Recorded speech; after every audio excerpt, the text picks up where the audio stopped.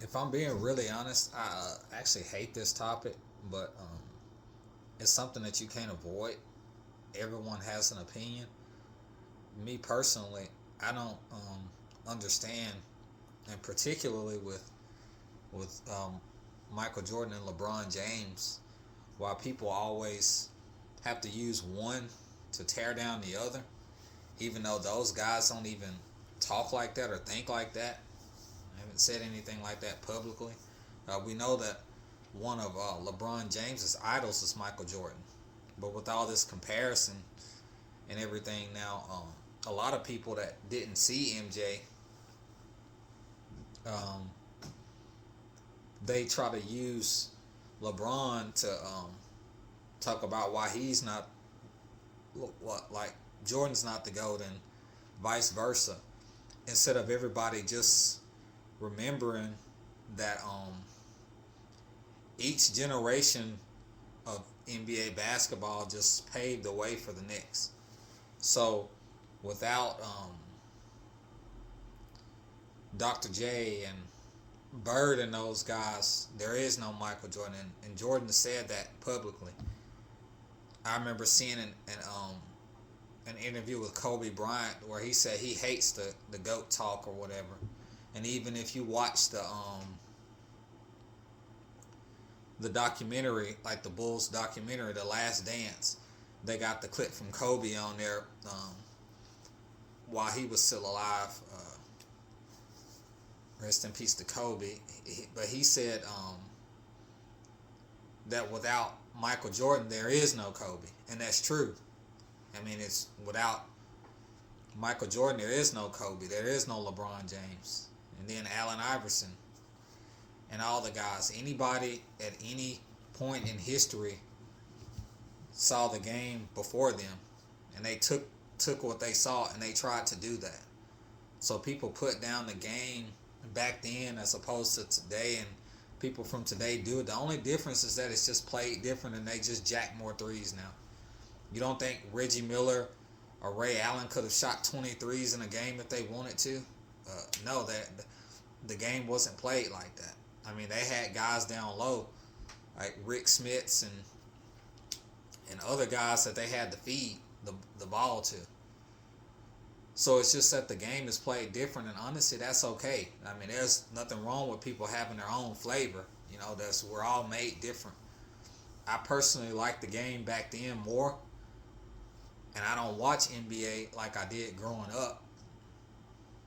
But I don't put these guys down to the use Jordan and all these guys to really put them down that much. I just have my own preference.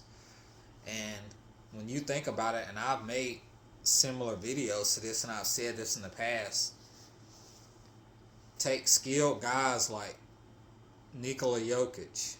Y'all, everybody knows who the Joker is. I don't have to explain that. And Luka Doncic.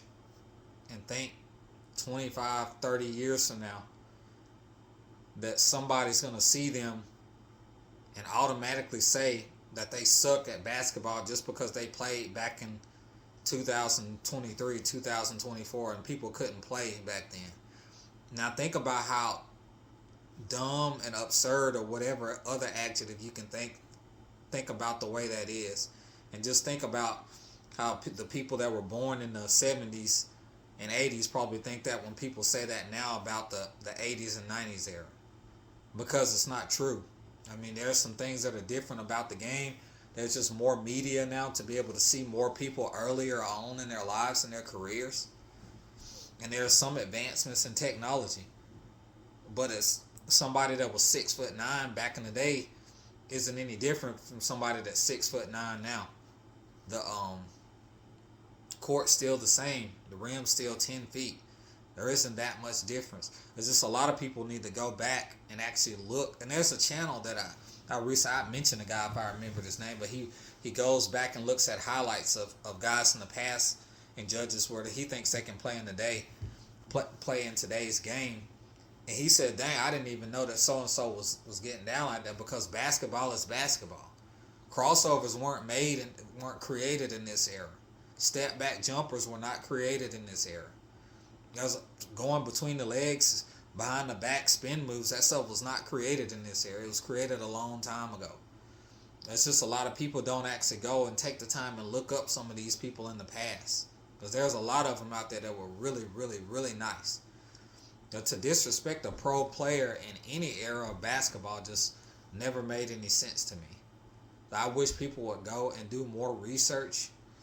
And I wish the OGs from the past, which I'm more of a past guy myself, wouldn't be so bitter about today's game at the same time. I mean, it just is where it is. I mean, it's possible that it could go back to that, but right now it's where it's at. And the players get paid more money and they get paid more faster. Like, you couldn't tell me that if you weren't offered, that if you were offered $200 million after 3 years in the NBA that you would turn it down. I mean, I most likely wouldn't. I look at other things like, how's this going to affect the team and the roster? Are we going to be able to get better, or am I going to be eating up all the money? But, I mean, not many people are going to turn that down. So if these guys are getting more opportunities to get paid now, then, I mean, that's just the way it works. I mean, that just happens over time. So it's kind of hard to not tell a guy that's like 22 years old it's hard to tell him to not take $215 million. Like, most people aren't going to turn that down. But yeah, I wish fans from the old school and the new school could just come together and respect all eras of basketball. That's what I have to say about that. Everybody, have a blessed Sunday. Thanksgiving's coming up. I hope everybody has a good holiday with your families.